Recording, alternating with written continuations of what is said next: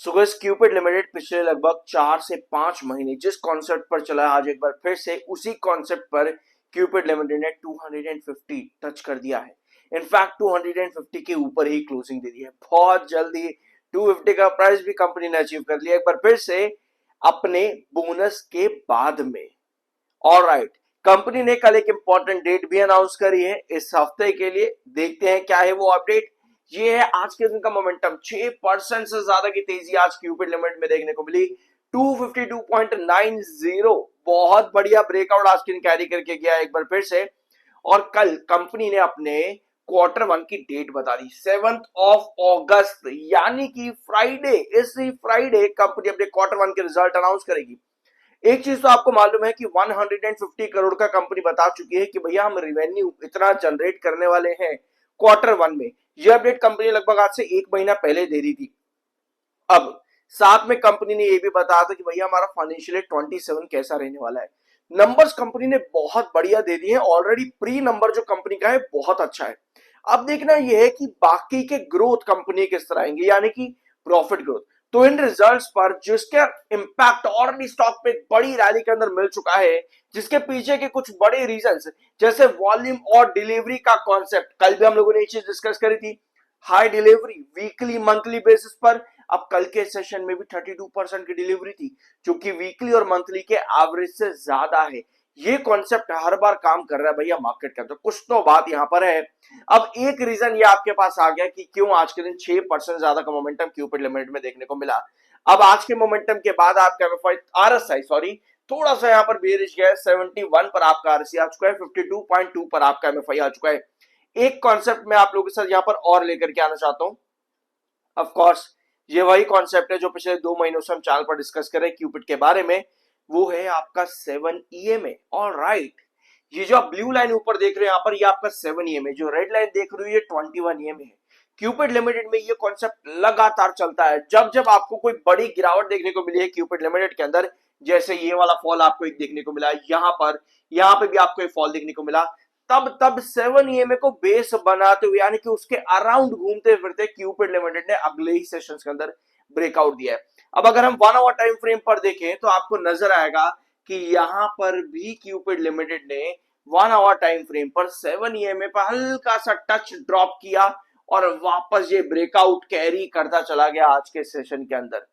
कितना इंपॉर्टेंट चीज है यहां पर, आप इसको मिस नहीं कर सकते बिल्कुल भी क्यूपिड लिमिटेड के अंदर।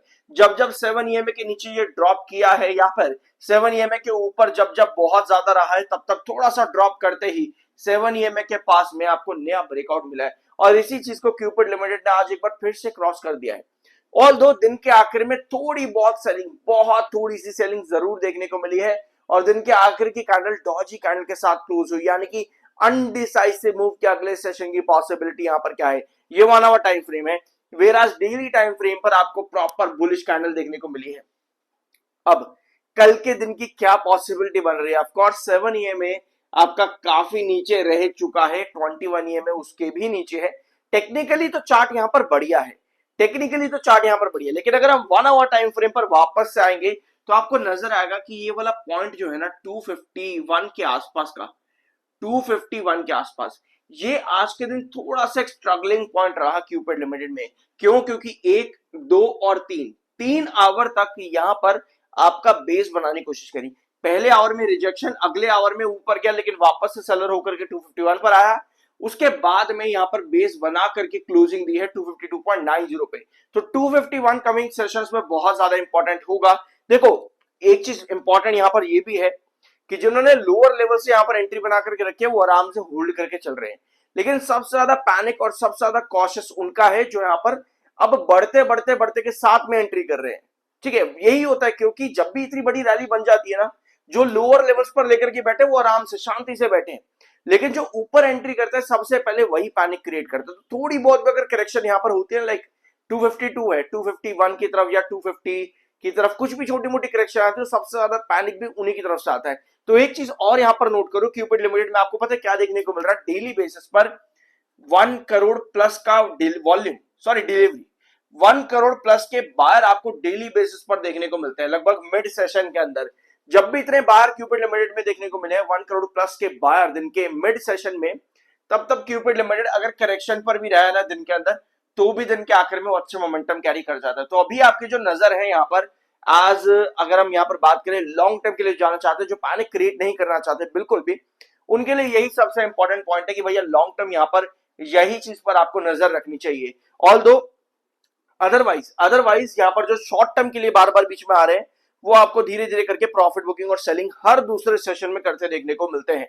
बट यस, कंपनी ने लॉन्ग टर्म में ब्रिलियंट रिटर्न्स दिए हैं और 7 अगस्त कंपनी अपना एक और रिजल्ट लेकर के आ रही है। एक छोटी सी चीज मैंने आप लोग के लिए आज एक और ढूंढ के रखी है क्यूपिड लिमिटेड के अंदर, ये रैली, ये देखो यहाँ पे कितनी बढ़िया रैली कंपनी ने दी। और ये रैली पता है कब से दिख रही है आपको?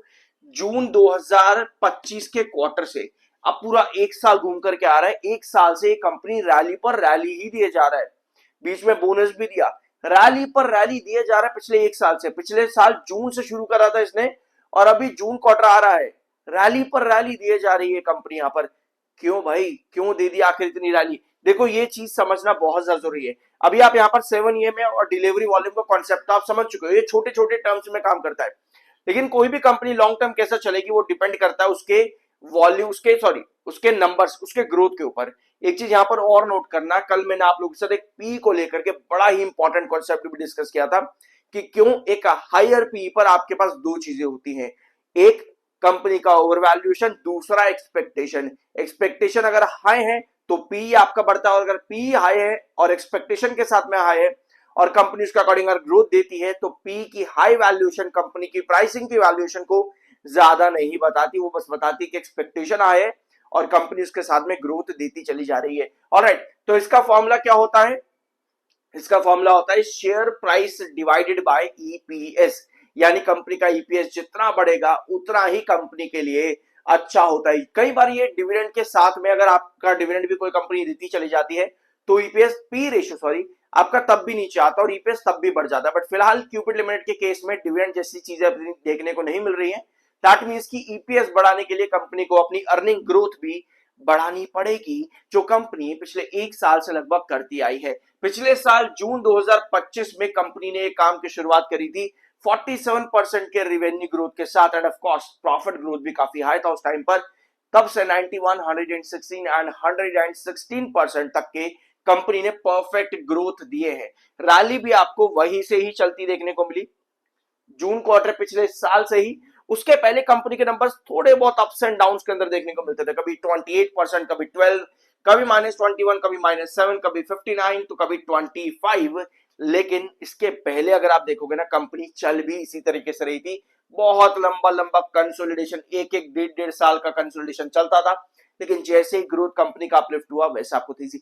इसका मतलब यह है कि कंपनी को अपनी वैल्यूएशंस बनाए रखने के लिए इसी ग्रोथ को कंटिन्यू करना है। अगर कंपनी कह रही है कि हम 150 करोड़ का रेवेन्यू दे रहे हैं इस बार जून क्वार्टर में, दैट मींस कि 65% का 150 कितना हो जाता है? 100% के तो ऊपर डेफिनेटली है ही, 100% के तो ऊपर डेफिनेटली है ही ये ग्रोथ। तो 100% के ऊपर तो कंपनी यहां पर ग्रोथ दे ही रही है इस बार भी।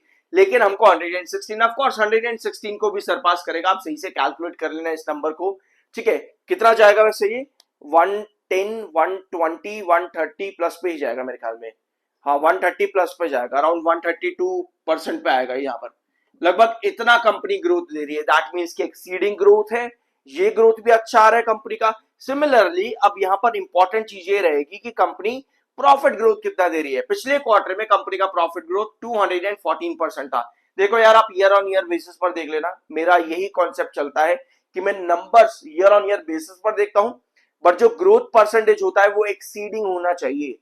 मैं नंबर्स, मैं फिर बता रहा हूँ, रिवेन्यूज मैंने ईयर ऑन ईयर बेसिस पर ही कैलकुलेट करे हैं यहाँ पर कि क्या आगे की पॉसिबिलिटी है, और यहाँ प्रॉफिट्स भी मैं ईयर ऑन ईयर बेसिस पर ही कैलकुलेट कर रहा हूं। लेकिन जो ग्रोथ होता है वो एक्सीडिंग होना चाहिए, ठीक है? इसी की वजह से कंपनीज की वैल्यूएशंस कैसे बढ़ेंगी, कैसे गिर सकती हैं, वही सब चीजें डिसाइड होती हैं।